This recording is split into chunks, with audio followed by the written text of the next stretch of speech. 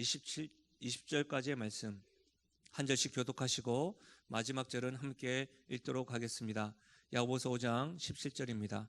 엘리야는 우리와 성정이 같은 사람이로되 그가 비가 오지 않기를 간절히 기도한즉 3년 6개월 동안 땅에 비가 오지 아니하고 다시 기도하니 하늘이 비를 주고 땅이 열매를 맺었느니라. 내 형제들아 너희 중에 미혹되어 진리를 떠난 자를 누가 돌아서게 하면 너희가 알 것은 죄인을 미혹된 길에서 돌아서게 하는 자가 그의 영혼을 사망에서 구원할 것이며 허다한 죄를 덮을 것임이라.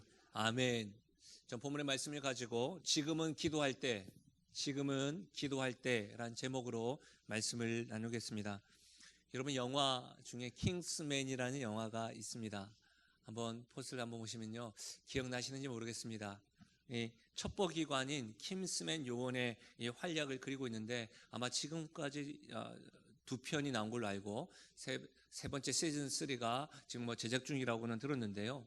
이 킹스맨 요원인 해리 하트라는 인물이 있습니다. 이 해리 하트가 이전에 임무를 감행하다가 자신의 실수와 또 자기를 구하기 위하여 목숨을 대신한 이 대원, 그 대원의 가족을 찾아가는 이야기부터 시작합니다. 미망인 된 분, 또 그 아들에게 메달을 하나 줘요. 메달을 하나 주는데 그 메달에는 전화번호가 적혀 있고요. 그 메달을 딱 주면서 이런 말을 합니다. 도움이 필요하면 혼자 어떤 일들을 감당하지 못할 때면 언제든지 전화하십시오. 전화하면서 브로그 없는 옥스퍼드라고 하시면 언제든지 듣겠습니다라고 이야기를 합니다. 그래서 한창 이 영화가 흥행을 하고 또 브로그 없는 옥스퍼드라고 하는 구두와 신사에 대한 것들이 유행을 타기도 했었는데요. 저는 이 영화를 보면서 이분 굉장히 좀 매력적으로 제게 다가왔습니다. 뭐냐면 이런 것이죠. 혼자 어떤 것들을 결정하거나 생각할 때에 언제든지 도움을 요청할 수 있는 전화번호, 그 전화번호가 있으면 얼마나 좋을까. 어떤 결정을 할 때에 브로그 없는 옥스퍼드라고 외칠 수 있는, 또 외칠 때에 그것을 들어주는 사람이 있다. 그럼 얼마나 좋을까, 이런 생각을 해봤던 적이 있습니다. 여러분, 우리는 지금 야고보서를 마지막 부분을 배우고 있습니다. 계속해서 말씀드렸지만 이 야고보서를 받아보는 1차 수신자는 우리와 같이 신앙이 있는 분들입니다. 그리고 환난과 핍박을 경험하면서 그 신앙을 지키기 위하여 거주지를 떠났던 이들에게 믿음과 행함이 일치된다, 하나다라는 것을 말씀을 하면서 행함된 삶을 그리스도인이 어떻게 살아야 되는지를 굉장히 구체적으로 언어 생활에 대해서, 재물 생활에 대해서, 또 차별에 대해서, 또 기도에 대해서 반복적으로 계속해서 말씀해 주셨습니다.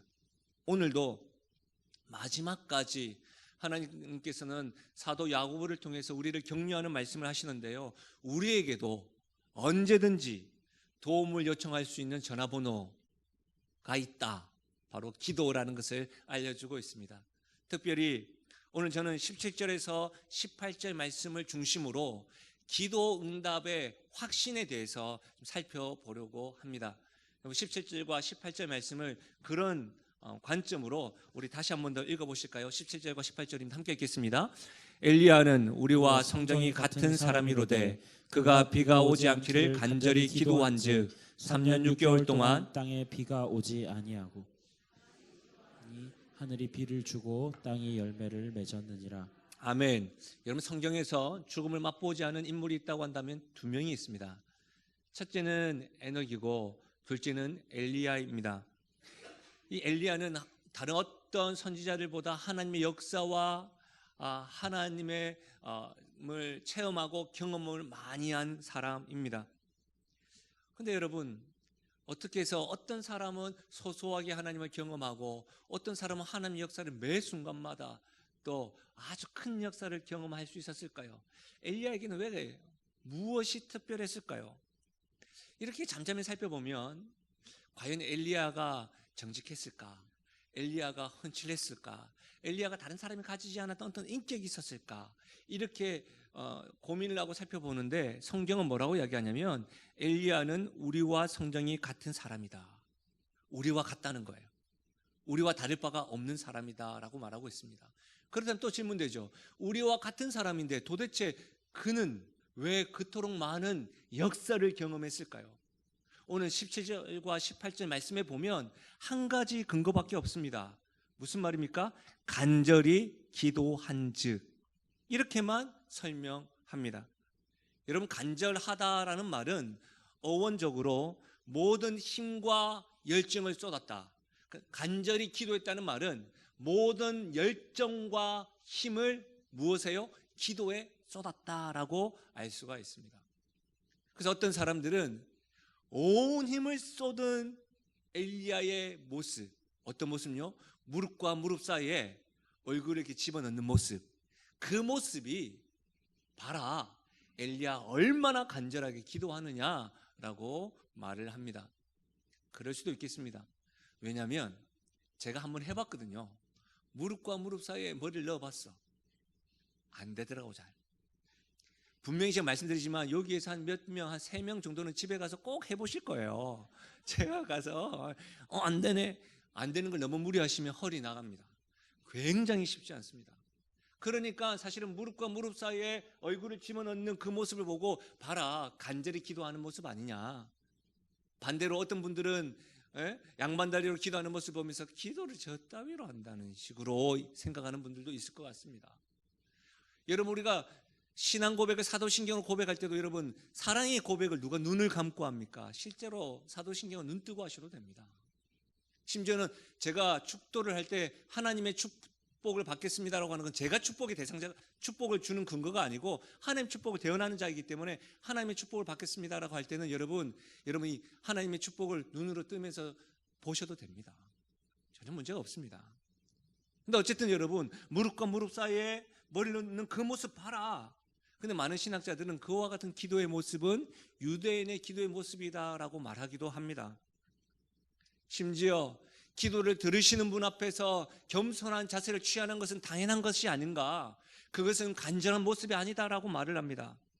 그러면 여러분, 간절하게 기도했다는 것을 어디서 찾아볼 수가 있을까요? 단지 엘리야가 그렇게 기도한 모습에서 찾아볼 수 없다고 한다면 간절하게 기도하는 것은 무엇일까요?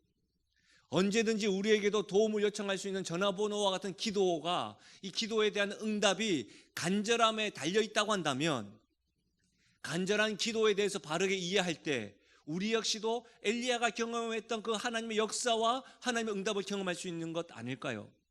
이와 같은 관점에서 우리는 엘리야가 기도했던 간절한 기도가 무엇인가, 기도의 형태나 기도의 모습이 아니라 과연 그가 간절하게 기도했다는 것은 성경에서 어떻게 발견할 수 있는가? 우리가 작년에 2018년도에 이 엘리야 열왕기상 17장과 18장을 중심으로 말씀을 살펴보았던 적이 있습니다.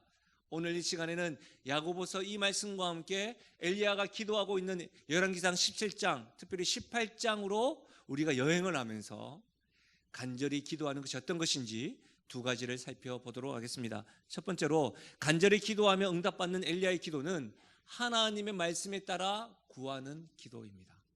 하나님의 말씀에 따라 구하는 기도가 간절하게 기도하는 거예요. 18장 1절에 이렇게 이야기합니다. 많은 날이 지나고 제3년에 여호와의 말씀이 엘리야에게 임하여 이르시되 너는 가서 아합에게 보이라. 내가 비를 지면에 내리리라.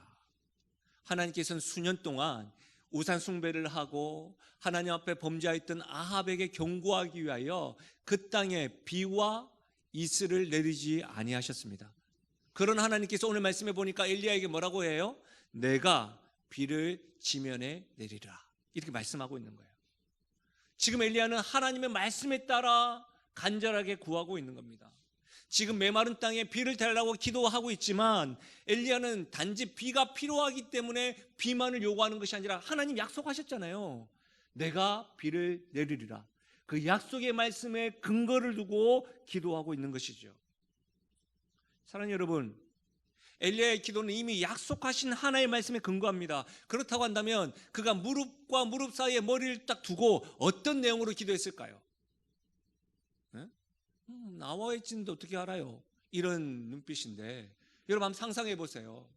엘리야가 어떤 내용으로 기도했을까요? 잘은 몰라도 이렇게 기도하지 않았을까요? 하나님, 내가 지면에 비를 내리리라 약속하셨죠? 약속한 대로 비 주세요. 하나님 약속하셨잖아요. 비 주세요. 이렇게 약속에 대해서 기도하지 않았을까요? 사랑하는 여러분, 우리 하나님은 인격적인 분이십니다. 우리 하나님은 사랑의 주님이십니다.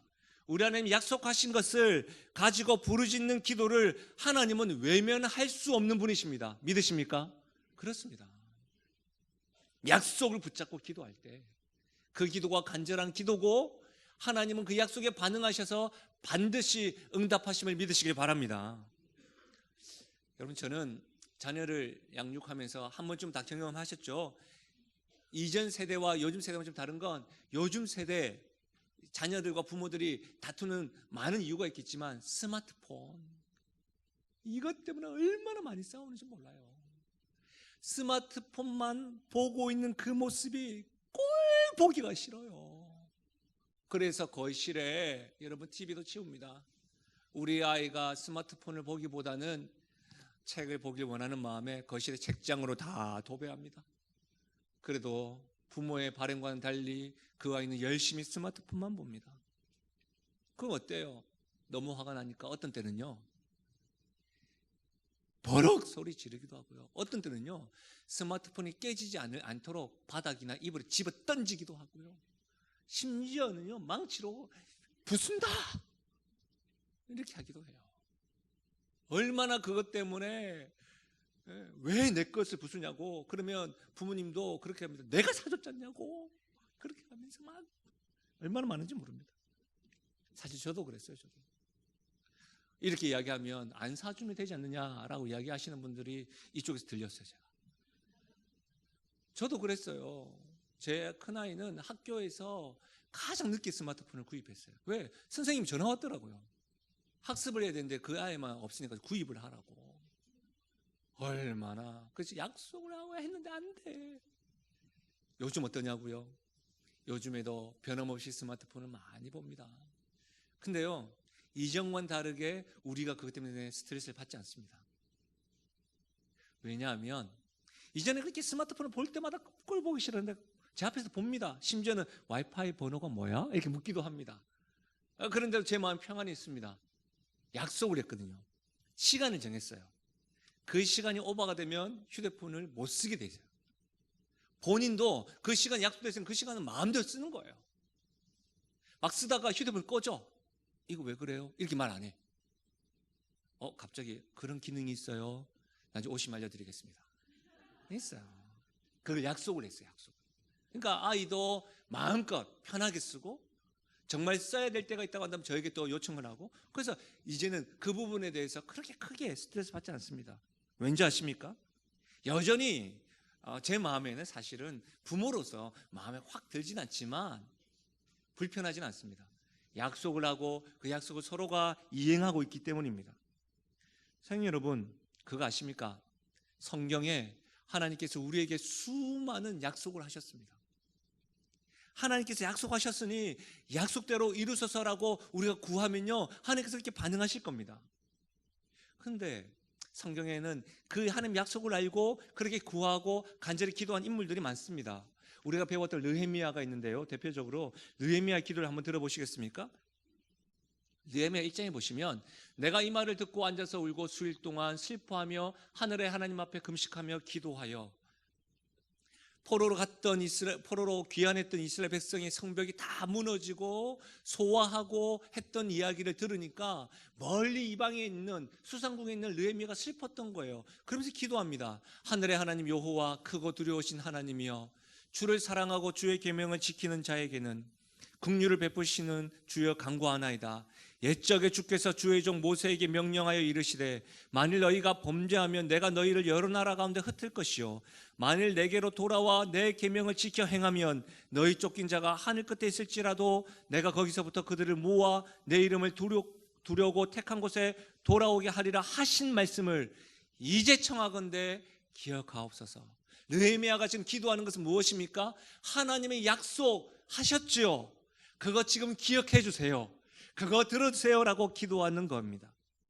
하나님께서 약속하신 말씀에 따라 느헤미야는 기도했고요, 하나님께서 그 약속에 반응하셔서 술관원이었던 느헤미야가 그럴 수 없는데 왕 앞에서 수척한 모습으로 죽음을 불사하고 이야기했을 때 하나님께서 그 상황을 역전시키셔서 느헤미야를 이스라엘로 보내주시고 느헤미야를 통하여 50일 동안 변혁이 일어나고 변화가 일으키셨던 하나님, 약속하신 것을 반드시 들으시는 하나님, 약속하신 것을 따라 구하는 그 느헤미야는 그 역사를 경험했던 것이죠.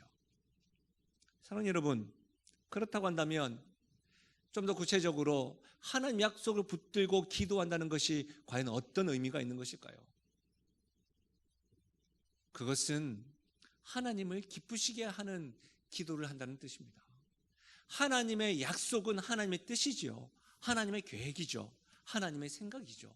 다시 말하면 하나님의 말씀을 따라 기도한다는 것은 하나님이 기뻐하시는 뜻을 쫓아 기도하고, 나의 생각보다는 하나님의 생각을 더 앞세우고, 나의 계획보다는 하나님의 계획을 기대하면서 기도한다는 것을 의미합니다. 우리 야고보서를 배우고 있습니다. 왜 우리가 열심히 기도하지만 기도 응답 받지 못하는 그 이유를 성경은 분명히 밝히는데요. 야고보서 4장 3절입니다. 구하여도 받지 못함은 정욕으로 쓰려고 잘못 구하기 때문이다. 많이 구하지 않아서가 아니다라가 아니라, 많이 구하였음에도 불구하고 정욕으로 구했다면 받지 못한다라고 말하는 겁니다. 여러분, 하나님이 기뻐하시는 뜻을 따라 기도하기 위해서는 그분의 뜻을 알아야 되겠죠. 나의 정욕, 나의 생각은 너무 분명하니까 그럼 이게 어떻게 가능할까요? 어떻게 해서 하나님의 뜻과 하나님의 생각을 잘 알까요? 그렇게 어렵지 않습니다. 하나님의 말씀을 가까이 해야 가능합니다. 하나님의 말씀을 가까이 두고 내 입에 두고 그것을 되씹고 자주 접할 때 우리는 하나님의 뜻을 보다 더 분명하게 알 수가 있는 것이지요. 우리가 그토록 큐티를 강조하고 성경 읽기를 강조하고 한국 교회에서, 수많은 교회에서 여러분 프로그램적으로 말씀 훈련을 강조하는 이유가 있어요. 근데 놀랍게도 본인의 취미 생활과 본인이 해야 될 일들에 대해서는 시간 투자하고 열정을 투자하는데, 성경을 읽고 암송하고 성경에 대해서, 하나님의 뜻에 대해서 알려고 하는 부분에 대해서는 그것보다는 힘을 잘 기울이지 못하는 것이 실제로 우리들의 모습임을 왕왕 접하게 됩니다. 우리 아이들이 저에게 드라마의 내용을 설명할 때가 있습니다. 얼마나 잘하는지요. 예? 어떤 가수에 대해서, 가수의 생일에 대해서, 일정에 대해서 뭐 이렇게 스케줄에 대해서 설명하는 거 보면 얼마나 놀란지 몰라요. 어떤 뭐 드라마 보면 드라마 시간부터 해가지고요, 저는 TV 잘 안 보니까 그게 뭐야라고 물어보면 이전 줄거리부터 해가지고 쫙쫙쫙쫙 이야기합니다. 근데 여러분 그거 아십니까? 우리 아이는 목사의 딸이죠. 모태신앙입니다. 영아부에서부터 유아부, 유치부, 초등부, 청소년부 정말로 좋은 교육자들과 좋은 선생님들을 만났습니다. 근데 말씀에 대해 잘 몰라요. 성경에 대해 잘 몰라요. 왜 그럴까요? 교사들의 문제입니까? 아닙니다. 집중해서 듣지 않아서 그래요. 관심이 없어서 그래요. 드라마와 그것은 관심 있고 집중하는 것이죠. 여러분, 정중히 묻겠습니다. 우리 모두 예배를 드리고 있습니다. 이 자리에는 저와 같이 신앙생활 오래 하신 분이 있고 저보다 더 많이 하신 분이 있습니다. 모태신앙이라고 한다면 더 많으시겠지요. 혹 우리도 하나님의 뜻을 모르고 이 환경 가운데는 있지만 주의 말씀을 읽고 듣고 지키는 일에 집중하고 있는지, 아니면 그냥 관습처럼 종교생활하고 있는 것은 아닌지 스스로 물어보아야 합니다. 어떤 이들은 자신 앞에 주어진 환경과 형편이 하나님의 뜻인지 아닌지 몰라서 답답해합니다. 하나님의 뜻을 모르는 이유는 하나님의 뜻과 생각을 자주 접하지 않았기 때문입니다. 이것은 목사도 마찬가지입니다. 목사도 하나님의 뜻과 말씀 앞에 서지 않으면 설교는 하지만 주의 뜻을 모릅니다. 이건 저에게 주는 질문입니다. 여러분은 어떻습니까? 만약 하나님의 말씀을 자주 접하고 그 말씀을 가까이 할 때에 우리는 하나님 뜻에 따라 그분의 약속을 붙들고 기도할 수 있는 거예요. 아는데요? 안 해요. 그건 아는 게 아닙니다. 여러분, 시편 1편 말씀 아시죠? 복 있는 사람은 악인의 길을 쫓지 않고 오만한 자리에 서지 아니하고. 복 있는 사람은 어떤 사람이에요? 주의 말씀을 주야로 묵상하는 자. 알잖아요. 복 있는 사람은 주야로 묵상하는 자로다. 그와 같은 자들에게는 시절을 따라 과실을 맺는 시냇가에 나무와 같은 은혜가 있는 거예요.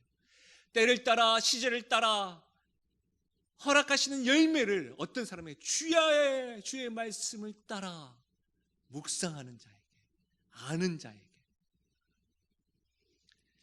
사랑하는 여러분, 그렇기 때문에 기도하는 사람이십니까?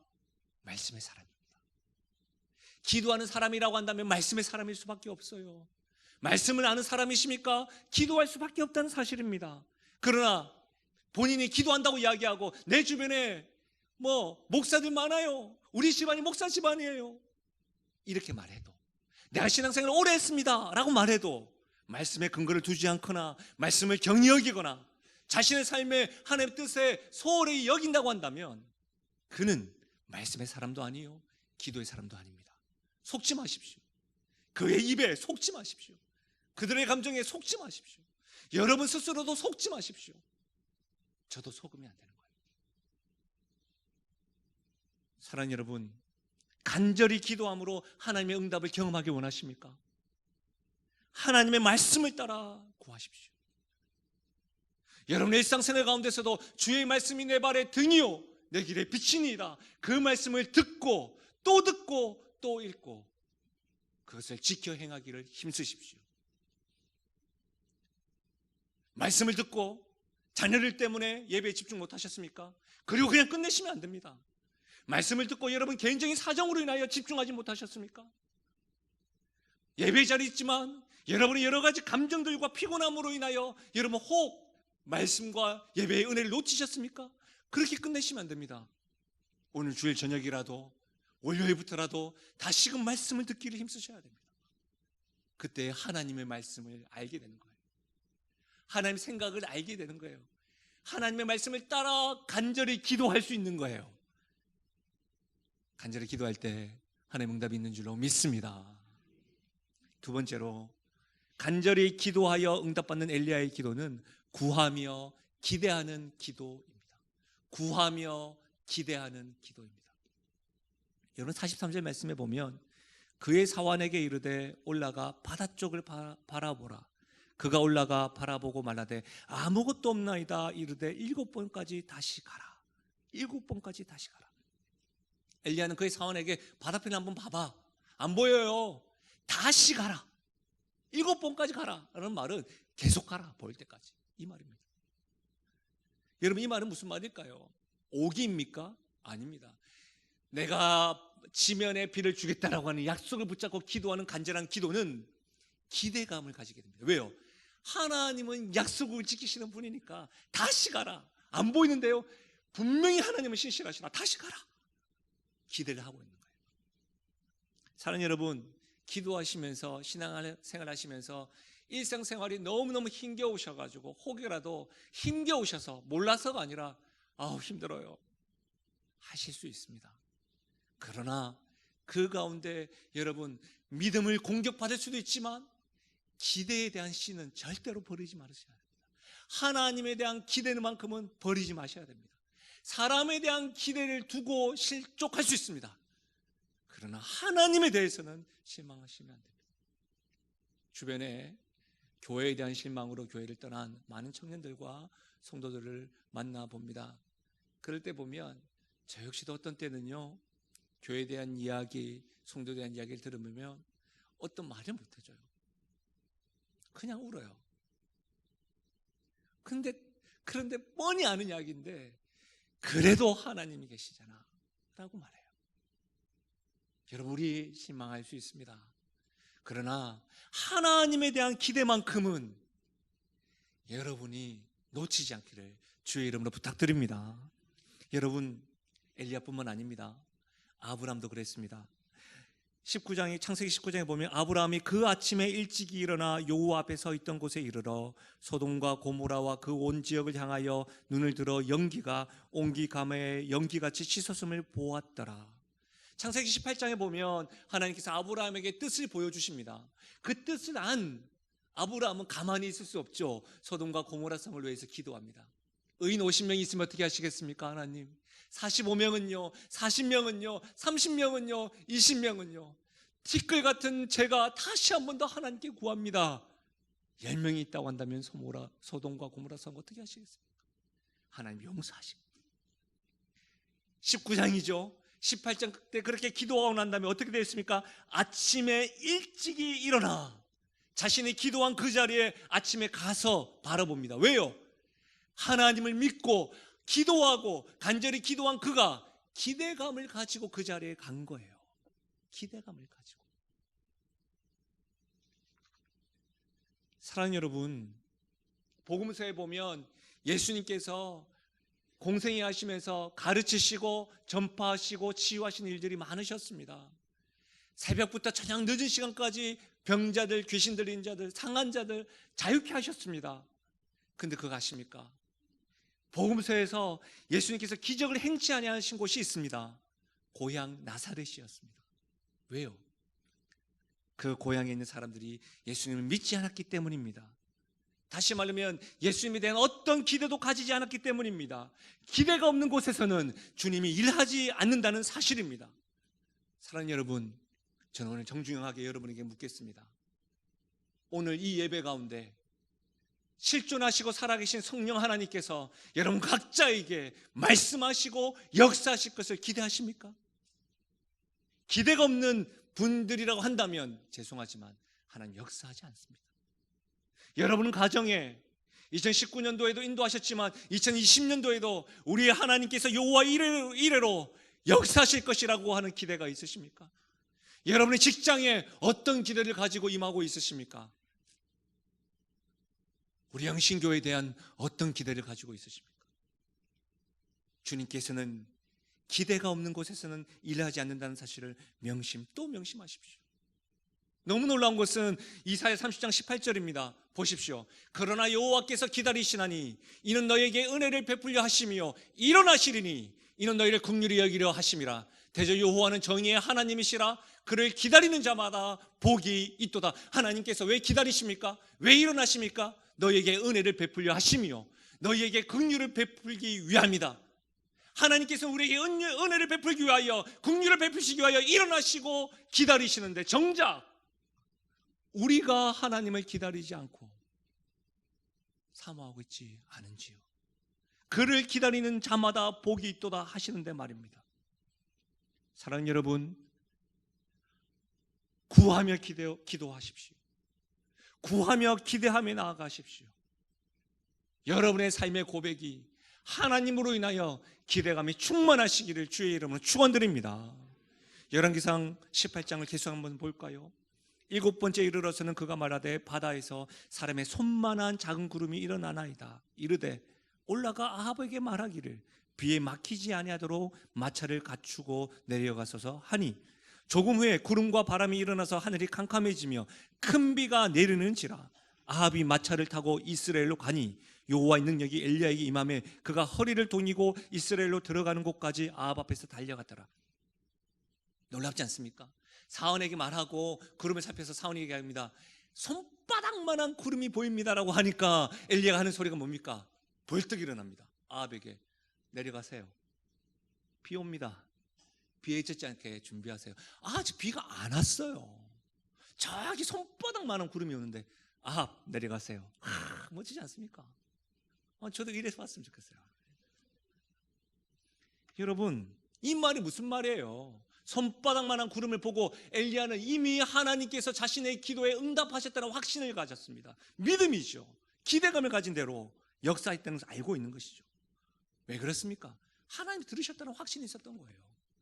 마가복음 11장 24절 그러므로 내가 너희에게 말하노니 무엇이든지 기도하고 구하는 것을 받은 줄로 믿으라. 그리하면 너희에게 그대로 되리라. 하나님께서 우리에게 선하신 뜻과 계획을 가지고 계십니다. 그 뜻과 계획을 우리가 구하면 하나님께서 들으실 줄 믿는 것이죠. 아무것도 없다고 말하는 사원에게 엘리야는 아합에게 가십시오. 여러분, 놀랍게도 오늘 엘리야 이 말씀이 야고보서 마지막 절에 있어요. 믿음을 지키기 위하여 슬퍼하며 흩어졌고 자신의 삶에 대해서 힘겨워하는 신앙인들에게 마지막에 엘리야를 예를 들면서 기대감을 가지고 역사하실 것이라고 하는 것을 기도를 강조하고 있어요.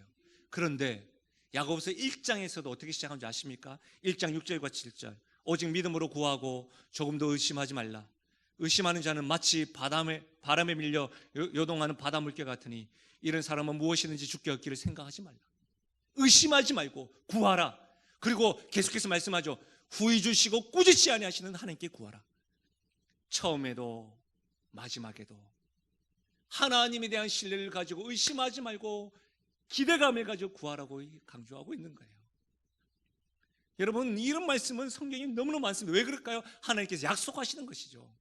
사도행전 3장 6절 보십시오. 베드로가 이르되 은과 금은 내게 없거니와 내게 있는 이것을 내게 주노니 나사렛 예수 그리스도의 이름으로 일어나 걸으라 하고 오른손을 잡아 일으키니 발과 발목이 곧 힘을 얻고, 많은 분들은 은과 금이 없거니와 내가 나사렛 예수 이름으로 일어나 걸으라, 이 말에 굉장히 주목하지만 저는 오른손을 잡아 일으키리니 너무너무 놀라워요. 40년 동안 안진병이었어요. 선포합니다. 붙잡고 일으킵니다. 상상해봐요. 아야! 이렇게 할 수도 있는 거 아니겠습니까? 베드로 끔찍하지 않습니다. 내가 나사렛 예수 이름으로 일어나 명하노니 일어나라 하고 붙잡고 일으키는 거예요. 하나님께서 약속하셨으니까 역사하실 것이라는 기대감이 없으면 할 수 없는 행동인 것이죠. 현대선교의 아버지 윌리엄 캐리는 우리에게 이렇게 도전합니다. 하나님으로부터 위대한 일을 기대하라. 하나님을 위해 위대한 일을 시도하라. 하나님 인격적이시고 우리 하나님 약속에 반드시 응답하시는 분이라고 한다면 이 하나님에 대하여, 위대하신 하나님에 대하여 기대하고 우리 역시 위대한 일을 시도하고 간절히 기도함으로 응답받을 수 있기를 바랍니다. 우리 하나님 어떤 분이십니까?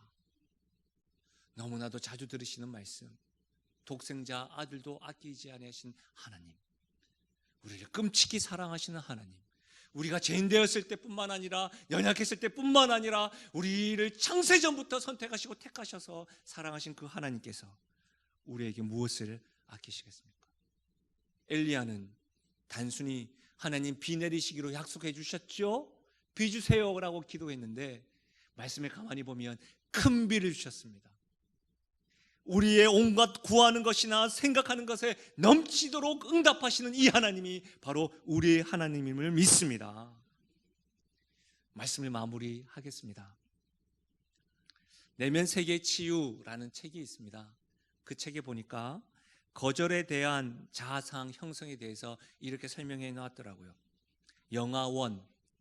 영아원의 아이들이 울지 않는 것은 아무리 울어도 응답이 없기 때문이라고 합니다.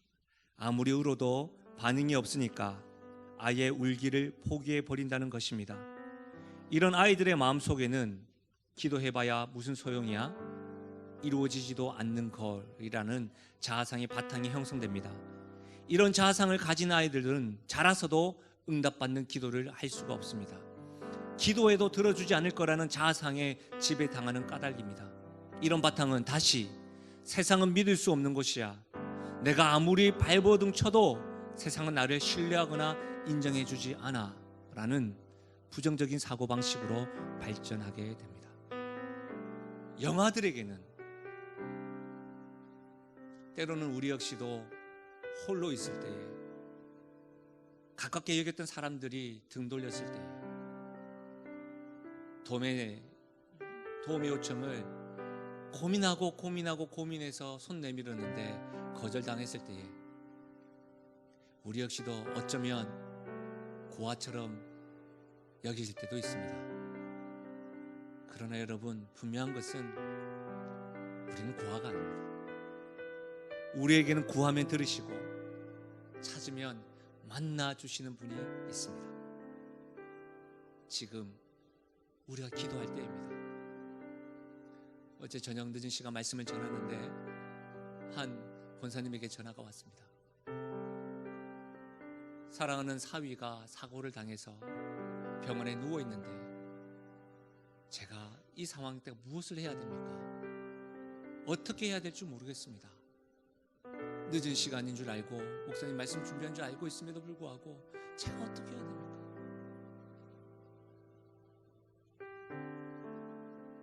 이번 주에는 열심히 일하시는 집사님의 아들 청년이 일하다가 오토바이 사고가 나서 중환자실에 가는 사건도 있었습니다.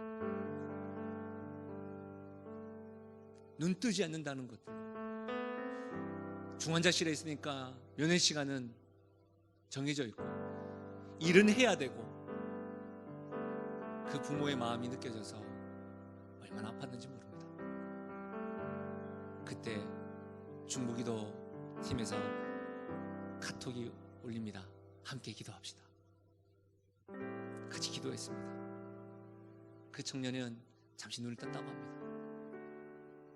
이와 같은 상황 말고도 우리 교회에 믿음의 어르신들이 날씨로 인하여 많이 힘겨워하는 분들도 계시고, 갑작스러운 사고로 누워있는 가족들도 많습니다. 영적으로 낙담된 성도들도 있을 겁니다. 경제적으로 힘겨워하는 분들도 있습니다. 사랑하는 여러분, 우리 지금 기도할 때입니다. 다른 어떤 생각과 사고 이전에, 판단 이전에 약속하신 하나님, 내 아버지 되신 그 하나님 앞에 기도할 때입니다. 우리 시간 특별히 기도했으면 좋겠는데요, 우리 믿음의 세대들의 영육간의 강건함을 위해서, 지금 부산에 머리를 다치셨는데 뇌에 피가 고여 있어가지고 아직까지 결과가 나오지 않아서 어떻게 될지 몰라 수술을 해야 될지 말아야 될지 상황 가운데 있는 그분을 위해서, 중환자실에 누워있는 그 청년을 위해서, 또 우리가 알고 있는 경제적인 거나 영적 낙담되어져 있는 우리 자신과 주변에 있는 이들을 위해서 우리 시간 말씀을 생각하면서 함께 기도하며 나가겠습니다. 기도하시겠습니다. 아버지 하나님, 참으로 감사함을 드립니다. 오늘 말씀을 통하여 구해주시고 구주지 아니하시는 하나님께 기도하며 나갑니다. 우리에게는 아버지 하나님이 계시니 아버지 하나님의 이름에 붙잡고 기도하며 나갑니다. 하나님 붙잡아 주시고 이끌어 주십시오.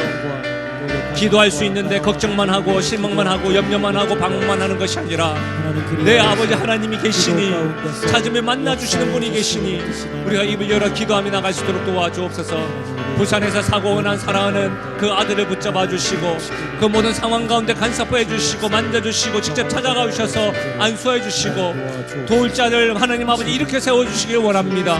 중환자실에 누워있는 사랑하는 청년 아버지 하나님, 열심히 일하고자 하다가 사고 난 그 청년, 사랑하는 그 아들의 머리를 만져주시고 하나님 이후에 치료되는 모든 과정 가운데서 힘겹지 않도록 도와주시고 이 사건을 통하여 하나님 역사를 목도하며 나갈 수 있도록 도와주시옵소서. 사랑하는 주님, 우리 믿음의 세대를 영육간의 강건함이 필요합니다. 경제적인 필요가 필요합니다. 하나님 영적으로 낙담되어진 자들이 있습니다. 오 아버지 하나님, 이 모든 것들을 주님 아시오니 간섭해 주시고 만나 주시고 역사하여 주시옵소서. 하나님, 지금 하나님 앞에 기도할 때임을 압니다. 나라를 위하여, 교회를 위하여, 가정을 위하여, 다음 세대를 위하여, 긴급하게 사랑하는 우리 성도들을 위하여, 이웃들을 위하여 기도해야 될 때 우리가 침묵하고 방관만 하고 가만히 있는 것이 아니라 기도하는 자에게, 구하는 자에게 역사하시겠다고 약속하신 그 약속을 붙들고 주 앞에 나아가는 은혜가 있게 하여 주옵소서. 신실하신 하나님, 사랑의 주님 앞에 기대감을 가지고 부르짖으며 나아가는 우리의 무릎이 되게 하여 주옵소서. 하나님, 야고보 사도의 별명과 같이 우리 온 교회 성도가 낙타의 무릎이 되어서 주 앞에 부르짖고 간구함으로 하나님의 역사를 경험하며 나가는 우리 교회요, 우리 성도요, 우리 가정 될 수 있도록 역사하여 주시옵소서. 감사드리며 예수님의 이름으로 기도하옵나이다. 아멘. 우리 시간에 우리 시즌사역장 오셔서 특송하도록 하겠습니다. 특송하고 우리 다 함께 찬양하고 기도하고 마치도록 하겠습니다.